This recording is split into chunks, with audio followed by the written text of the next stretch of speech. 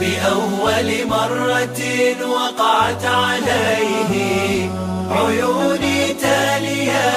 أحسست فيه. رب اشرح لي صدري ويسر لي أمري واحلل عقدة من لساني يفقه قولي. ربي يسر لي ولا تعسر. السلام علیکم ورحمت الله وبرکاته. ښه راغلاست. تفسیر 15 درس ته. نن د الله جل په مرسته خپل درس دوام ورکوو او نوي آیتونه به تفسیر کړو. زموږ د نن ورځ درس د سورت بقره د 94 آیت نه تر 101 آیت پورې ده. که تاسو لا هم زموږ چینل ته سبسکرایب نه دی ورکړی نو هرومرو یې سبسکرایب کړئ او له خپلو ملګرو سره شیر کړئ. اعوذ بالله من الشیطان الرجیم. بسم الله الرحمن الرحیم. قل ووایه که چیرې کانت وي لکم د تاسو لپاره د رکور آخرت د آخرت عند الله په نزد الله خالصتا خالص یعنی بې له من دون الناس بې له خلکو څخه فتمنوا الموت پس ارزو وکړئ تاسو د مرګ ان که چیرې کنتم اصلي تاسې صادقین رښتونکي. یهودیانو ویلې چې جنت ته فقط یهودیان ننوځي بغیر د یهودیانو څخه هیڅوک نه ننوځي. نو الله جل محمد صلی الله علیه وسلم ته امر وکړو چې دوی ته ووایه که چیرې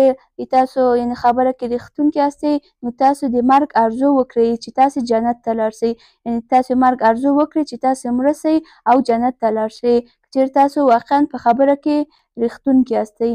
ولن او هیڅ وخت به یتمنوه ارزو ونه کړي دوی دې د مرګ ابدا ابد بیمه په سبب د هغه څه چې قدمت وړاندې لیږلي دي ایدیهم لاسونه د دوی دي. والله او الله جل علیم ښه عالم ده بالظالمین په ظالمانو باندې. الله جل وفرمایل چې دغه یهودیان هیڅ وخت د مرګ ارزو نه کوي ځکه چې دوی د نور ژوند هم غواړي خو د هیڅ وخت د مرګ ارزو نه کوي ځکه چې دوی خپله پوهیږي چې موږ زیات ګناهونه کړي دي پس که چیرې موږ د مرګ ارزو وکړو نو موږ سیده جهنم ته ننوځو. د دې په خاطر دوی د مرګ ارزو نه کوي. ولا تجدنهم او خامخا به پیدا کړي ته دوی د احرس الناس حرصناکترینه خلک علی حیات پر ژوند د دنیا و من الذین او بعضې د هغه کسانو څخه چې اشرکو مشرکان دي دوی دي یودو خوښوي دوی دي احدهم یا هر یو د دوی دي لو دا چې یعمرو عمر ورکړل شي الفه زر سنتین کلونه وما هو او حال دا چې نه ده بمزحزح خلاصونکی من العذاب د عذاب څخه ان دا چې یعمر عمر ورکړل شي والله او الله جل بصیر بینا ده بیمه په هغه څه چې یعملون کوي دوی دي.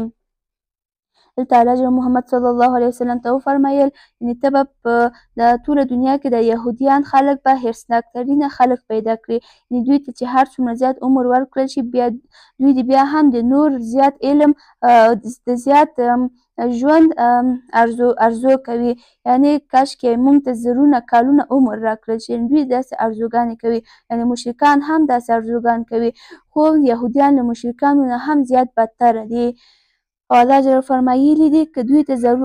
زرونه کلونه هم عمر ورکړل شي نو دوی دې بیا هم د الله جل عذاب څخه نه خلاصیږي. که چیرې 1000 کاله عمر هم ورکړل شي اخر خو دغه 1000 کاله خلاصیږي دوی باندې خو اخر هم یعنې مرګ راځي بس یعنې دغه عمر د دوی نشي کولی چې دوی د عذاب څخه خلاص کړي. والله بصیر بما یعملون او الله جل د خپل په بندګانو بینا ده یعنې موږ چې هر څه کوو الله جل دغه ویني او موږ ټول کارونه ویني او آخرت ورځ کې له موږ نه یعنې موږ سره حساب کتاب کوي د هر یو عملونو. قل ووایه ای محمد صلی الله علیه وسلم دوی ته من څوک چې کان وي عدوا دښمن د جبرائیل ته فانه پس بېشک هغه نزله نازل کړی د هغه علی قلبک په زړه د ستا باذن الله په اجازه د الله جل مصدقا چې تصدیق کوونکی ده لما د هغه څه چې بین یدیه پخوا له ده څخه ول وهدن او هدایت کوونکی ده و بشرا او بشارت ورکوونکی ده للمؤمنین مؤمنانو ته. کله چې د یهودیانو ته ویل کېدو چې تاسو ولې محمد صلی الله علیه وسلم باندې ایمان نه راوړئ او په قرآن کریم باندې ایمان نه راوړئ نو دوی ویلې چې موږ جبرائیل علیه السلام سره دښمني لرو نو د دې له وجې موږ محمد صلی الله علیه وسلم باندې ایمان نه راوړو ځکه چې وحی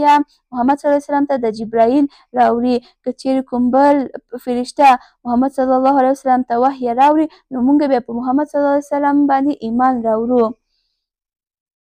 نو الله جل محمد صلی الله علیه وسلم ته وفرمایل چې ته دوی ته ورته چې جبرایل هغه کس ته چې یعنې ما ته نو وحی راوړي قرآن کریم را نازلوي چې قرآن کریم یعنې هدایت ورکوونکی د خلکو ته هدایت ورکوي نیکه لاره ورښیي و بشرا للمؤمنین او بشارت ورکوونکی د مؤمنانو لپاره ده یعنې د اخروي د نعمتونو څخه دوی ته بشارت ورکوي من هر څوک چې کان وي عدوا دښمن لله الله د الله جل لپاره و ملائکته او ملایکې د هغه و رسوله او پیغمبران د هغه و جبریل او د جبرائیل علیه السلام و میکال او د میکائیل علیه السلام فإن الله پس بېشکه الله جل عدو دښمن ده للکافرین د کافرانو لپاره دلته الله جل فرمایل یعنې هغه څوک چې د ملایکو سره د الله جل د انبیاو سره د جبرائیل یا هم د میکائیل سره دښمني کوي پس دغه انبیا فرشتې ده خو ټول د الله جل د امر څخه اطاعت کوي یعنې هغه څه چې الله جل دوی ته امر کوي دوی د یعنې هغه کوي یعنې له ځانه دوی د هېڅ څه نه کوي نو څوک چې د دغه سره دښمني وکړي نو الله جل د دغه کسانو سره دښمني کوي یعنې دوی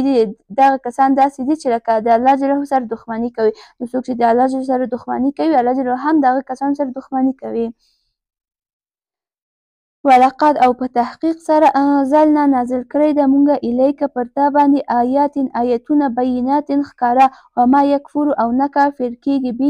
بها په ده باندې الا الفاسقون مګر فاسقان دا آیت که الله جل محمد صلی الله علیه وسلم ته یې خطاب وکړو چې محمد صلی الله علیه وسلم یعنې ما چې په دغه تا باندې دغه معجزې دا وحی را نازل کړې ده او دا قرآن کریم ټول خلک په ده باندې ایمان راوړي فقط هغه کسان په ده باندې ایمان نه راوړي او د نه سرکشي کوي چې هغوی د فاسقان دي فاسقان هغه ته ویل کېږي چې د شرعي دایرې څخه وتلي یي بس یعنې فقط فاسقان محمد صلی الله علیه وسلم باندې هغه څه رانازل شوي دي فقط فاسقان هغه نه قبلوي او کلما آیا هر کله چې عهدو وتري دوی د عهدا وعده نبذه نو غورځوي هغه فریق ډله منهم له دوی څخه بلکې اکثرهم زیات د دوی څخه لا یؤمنون ایمان نه راوړي دلته د مراد د عهد څخه دوه عهد دي یوه عهد د میثاق وعده ده چې دته عمومي وعده وایي یعنې کله چې الله جل ټول روحونه د انسانانو روحونه پیدا کړل نو دوی ته یې وفرمایل الستو بربکم آیا زه ستاسو رب نه یم الله جل مونږ روحو ته وفرمایل نو یعنې د ټولو انسانانو روحونه وویلې چې بله یعنې هو یا الله جل ته زمونږ رب یم یعنې مخکې له دې چې مونږ دنیا ته راسو نو یعنې اول زمونږ روحونه د الله جل پیژندو دته میثاق وعده یعنې عمومي وعده ویل کېږي او بله وعده خصوصي وعده چې الله جل له هر یوه امت سره کړي دی او الله جل دلته د بني اسرائیلو خصوصي وعده ذکر کړې ده الله جل فرمایلي دي یعنې هر کله چې دغه بني اسرائیلو سره یعنې وعده وکړي یا هم د بني اسرائیل الله جل سره وعده وکړي نو دوی دې دغه وعدې نه مخ ګرځوي یعنې زیات کم نه دوی دې څخه په هغه وعدې باندې قایم پاتې کېږي او نور ټول د دغه وعدې څخه مخ اړوي او وعده خلافي کوي ولما او هر کله چې جاءهم راغی دوی ته رسول من عند الله د جانبه د الله مصدق لما چې تصدیق کوونکی د هغه څه ده معهم چې له دوی سره نبذ وغورځوه فریق ډله من الذین د هغه کسانو څخه چې اوتو ورکړل شوی و دوی ته کتاب الله کتاب د الله جلاله وراء شات ظهورهم شاګانو دوی ته کأنهم لکه چې دوی دي لا یعلمون نه پوهیږي ولما جاءهم رسول من عند الله مصدق لما معهم په تورات کې د محمد صلی الله علیه وسلم او د قرآن کریم بشارت او تصدیق راغلی و نو کله چې محمد صلی الله علیه وسلم مبعوث شو نو دغه بني اسرائیل یعنې د یهودیان خو محمد صلی الله علیه وسلم پیژندو یعنې محمد صلی الله علیه وسلم داسې پیژندو لکه څنګه چې دوی د خپل اولادونه پیژني نو کله چې محمد صلی الله علیه وسلم بیا مبعوث شو نو دوی دې دغه حکم چې محمد صلی الله علیه وسلم په باره را نازل شوی وي محمد صلی الله علیه وسلم تصدیق او د بشارت لپاره نو دوی دا حکم خپل شاګانو یعنې بیخي لرې واچوه یعنې ځانونه دې څه ښکاره کول چې موږ خو هېڅ محمد صلی الله علیه وسلم نه پیژنو او هېڅ هم یعنې د ده په باره هېڅ هم نه دي اورېدلي یعنې الله جل فرمایل یعنې دوی د ښه پوهېږي چې محمد صلی الله علیه وسلم په حق پیغمبر ده او دوی د محمد صلی الله علیه وسلم یعنې ښه پیژني، خو دوی د خپله داسې ځانونه ښکاره کوي چې موږ محمد صلی الله علیه وسلم نه پیژنو او دوی د دغه د حسد او کینې رواج یې دغه کار کوي. یعنې ویل چې ولې محمد صلی الله علیه وسلم زموږ له قوم څخه مبعوث نه شو او اسلام دین ولې دومره پیشرفت وکړو.